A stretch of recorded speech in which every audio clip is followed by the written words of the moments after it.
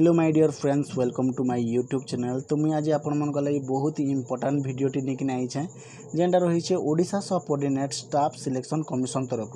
तो आपण मैंने देखिपे कि डेट रही 6 सेप्टेम्बर 2024।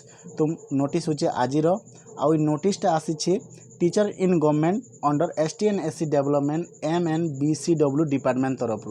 आउ नोटिसटा जेनटा कि जेन डिस्ट्रिक्ट कैडर पोस्ट रही TGT वैकेंसी लगी 2629 गोटे टीचर वैकेंसी रही।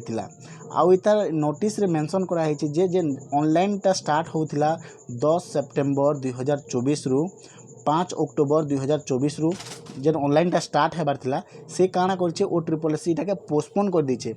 OSSC शायद पागल हो गला ना काजे जेन STNSC डेवलपमेंट टीचर वैकेंसी 26-29 टा रही थोड़े नहीं दुई थर नहीं 3 थर है ना तार जेनटा कि तार ऑनलाइन डेट टाके पोस्टपोन करिछि।